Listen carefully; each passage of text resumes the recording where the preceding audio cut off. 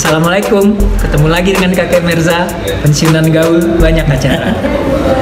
Kali ini kita membahas tentang kelas menuju halal, bimbingan pranikah yang terkait dengan juga bagaimana mempersiapkan dari sisi kesehatan. Di sebelah saya sudah ada Dr. Suhada. Silakan. Halo. Dr. Suhada. Kita biasanya melihat orang nikah ya udah nikah gitu aja ya, samping persiapan agamanya kurang, juga dari sisi kesehatan ya nggak tahu ya, asal sekedar dengar-dengar dari temannya, oh ya begini begitu. Sebaiknya bagaimana tuh dokter? Ya sebetulnya kan kalau kita mau menikah itu tidak hanya persiapan dari sisi keuangan, tidak hanya dari sisi kerohanian, tapi juga dari sisi fisiknya kita harus siapkan. Tentu sebelum menikah itu sebaiknya kita ada pemeriksaan apakah kita bersih dari penyakit penyakit seksual, terus kita juga apakah turunan dari penyakit-penyakit keturunan yang bisa berpotensi untuk menurunkan penyakit itu ke anaknya kalau kita menikah. Dan juga ada penyakit-penyakit tertentu, contohnya kayak kanker rahim yang sebaiknya itu divaksin dulu sebelum menikah, karena kan kalau sudah berhubungan baru ada rencana vaksin itu harus dilakukan pemeriksaan dulu. Banyak rangkaian-rangkaian kesehatannya yang perlu kita cermati sebelum kita menikah.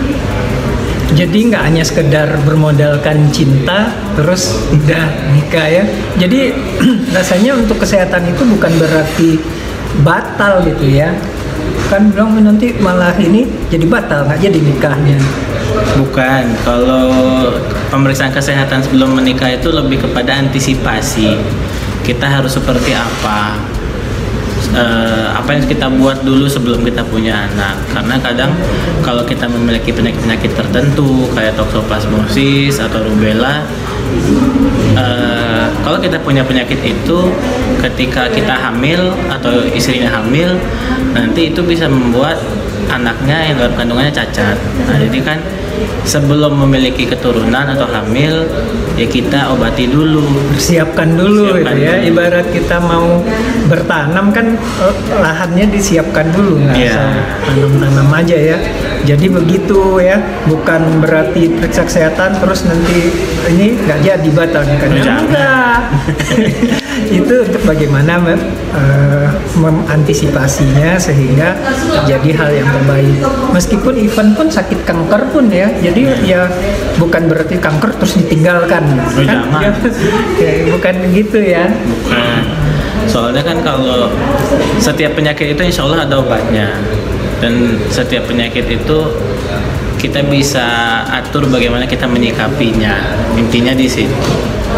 Bagaimana penyakit itu tidak menyebar, bagaimana dia tidak berdampak terlalu hebat.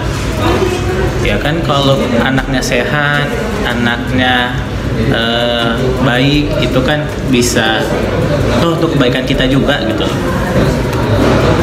Jadi begitu ya, kita perlu persiapan menikah itu ya, baik dari rohani, dari bukan hanya finansial aja gitu ya, tapi rohani itu paling penting ya, spiritual. Bagaimana kita nggak hanya gembira di awal, begitu 3 bulan nah juga di sisi kesehatan harus disiapkan benar-benar. Jadi pada saat kita mau punya anak dan segala macam, kita memang dalam keadaan siap. Dulu karena nggak ada kan, biasanya udah hamil baru ketahuan tokso, kan kasihan ya, bayinya harus di segala macam kan, harus ini atau keguguran atau dikeluarkan. Tapi kalau udah disiapkan dahulu kan, sehingga punya anak pada saat yang siap. Jadi sekali lagi, pemeriksaan kesehatan itu bukanlah untuk kalau ketahuan sesuatu jadi batal, tapi justru untuk membimbing. Dan pada saat waktu menikahnya kan juga tahu ya apa yang harus dikerjakan, apa yang tidak boleh dikerjakan. Iya, perencanaan keluarga itu bukan cuma masalah punya berapa anak, tapi juga bagaimana menyiapkan anak. Ya, Jadi sekali lagi periksa kesehatan sebelum menikah karena itu akan sangat penting bagi kita, dan juga selalu berkonsultasi dengan pakarnya, jangan dengan teman-teman yang sekedar itu ya. Jadi ini alhamdulillah sekali sudah ada kelas menuju halal bimbingan pranikah dari Rumah Sakit Ibu dan Anak Zainab bersama Yayasan Baitus Saada dan juga dibantu oleh Badan Penasehat Perkawinan. Jadi lengkap ya. Jangan kemana-mana lagi, dan ini masih jarang loh di Indonesia pun. Kalau di negara tetangga sepertinya memang sudah kewajiban, di sini baru akan dimulai. Nah, ikutin ya. Baik, terima kasih Dr. Selada. Subscribe dan like. Dah. Assalamualaikum.